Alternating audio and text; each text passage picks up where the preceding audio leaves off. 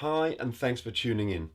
Today we're taking a look at dog aggression. Now, of course, dog aggression is a huge topic, and there's a whole range of things that can cause them to overreact. So, what I've done today is I've put together some simple techniques and exercises that you'll find useful regardless of whether your dog is aggressive to bikes, cats, cars, or other dogs. But the main thing that I really want to portray in this video is a concept, and it can be summed up in this famous saying: it's not what you do, but it's the way that you do it. So see if you can get what I mean and enjoy the video.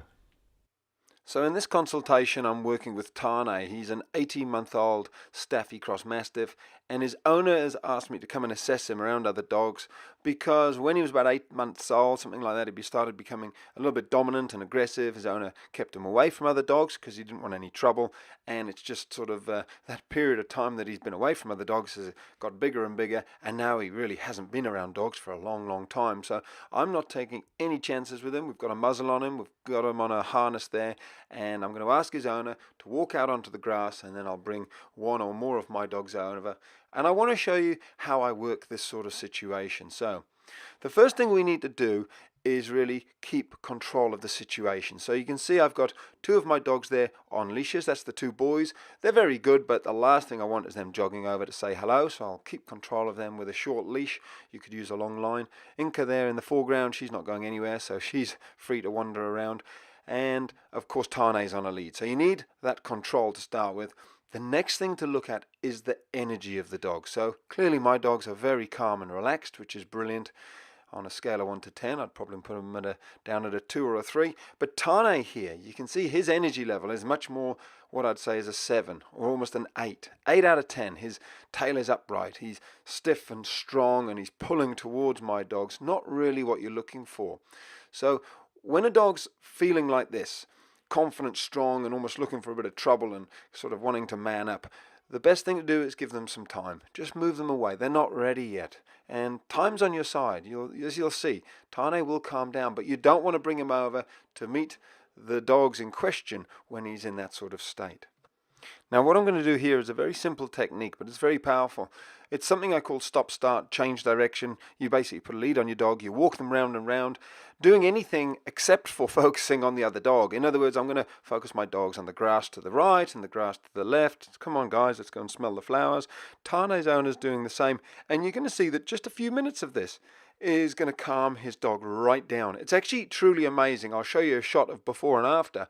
But what he's doing now as well is he's going to get in front of his dog, and I'm saying do a calm freeze, something I use a lot. You crouch down, put your hand under his collar, and if we have a look at his dog now, you'll actually see, this is just a few minutes later, his dog's energy's gone right down. If you look at that tail, we'll zoom in and have a look, but the body language of this dog is so completely different to the body language and energy of the dog that we saw just before.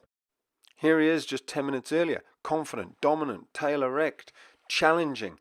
You know, he's not in this state. You don't want to be taking him over and introducing him to other dogs. It's only going to go pear-shaped. So you want to do a little bit of work with him, and 10 minutes later, here he is. Tail's in completely the other opposite direction, hanging down. He's relaxed. He's very inquisitive. He's interested. He's calmed right down. Totally different dog. You'll have far more success with him in this sort of a state. So now that Tane's calmed down somewhat, I'm going to apply a technique that I call the parallel walk, and it's quite fascinating. I'll just let all of this roll and talk you through it. The parallel walk is exactly as it sounds. It's where you walk parallel to the other dogs, and as you can see, we've started off quite far apart from each other, walking parallel, but we're going to move closer and closer together. Now, the idea behind this is it's the exact opposite of a sort of a predatory attack from the front. If you think about it, all animals are used to the sort of predatory locking on and running straight at another animal to attack them. So if you're coming straight at an animal, dog, they can feel very threatened. It's why when you meet a dog on the pathway who's coming towards you, it can be quite threatening. However, dogs, when they walk parallel like this, it's far more like they're part of a pack. If you think of a pack of wolves, they all walk in the same direction. And here we've moved much, much closer together. And Tane's, he's throwing his head around. He's actually wanting to get towards my dog Jack, so we just move away apart a little bit there. But he's doing really well. And these techniques are really what Tane's owner and I put in place for maybe 10-20 minutes until Tane calmed right down, and then we were able to put him on a line and he was able to meet my dogs. Now, the purpose of this video is really just to give you a couple of ideas of how you can do that, how to calm a dog down. But I do want to show you a couple of clips of this video where Tane has a line on him. So here's just a couple of snippets of that stage, and you can see him actually playing with my dogs. So the first stage really is putting a longer line on Tane so we can sort of let him go free, but we've still got that sort of control. This is actually a horse lunge line. He's such a big boy. And then the next stage is actually letting my dog go. So I've decided Jack is calm enough. He's just going to run off. I can just tell he's not going to go over to this dog. He's going to wander off and play, which is great. So here I use the long line to keep control of Tane and just gauge what he's like around all the dogs, and it just gives you the ability to keep control of the situation if it starts to go pear-shaped. And interestingly enough, it's little Inca, who's generally a very fearful little female dog, who goes over and says, "I understand you." Look at those little tails waggling. So they're communicating really beautifully there. She runs off though, she's not too sure. And this is when I know we've done it, that Jack comes over. He's the dominant dog here. Tane's just letting him sniff first. So Jack's in charge. Look at Jack's tails right up. Tane's just a little bit more submissive. And I'll let you hear the noise because Tane's going to check Jack out here. He's sort of gaining confidence, and it could go pear-shaped here, but I get the feeling it won't. I think he's sort of playing there. I think he's saying, "Do you want to play?" A little bit. Now he's saying, "Do you want to play?" And what you witnessed there was two confident male dogs deciding who's in charge, do you want to play? And so yeah, it's time to drop the long line on the floor and just let them have a good run. I'm very confident that they're going to get on really well. The next stage was to take the long line off him, and then when we were completely confident that he was going to be fine and he'd had a good play, we took the muzzle off and he just had a great old time. Here he is playing around with Inca, who's telling him to go away at this point. And he had a great fun play with Jack as well. You can see here they got on like a house on fire. So there you have it. In my opinion, Tane is a good dog. He's a lovely boy. He's sociable, but he has got the tendency to be a little bit dominant. So you do want to understand how to be the pack leader at home. That'll keep his dominance right down, and he'll be far more tolerant around other dogs. And some of the key stages in getting him off leash: first of all, we kept control of him at the very beginning using those leashes and the long line.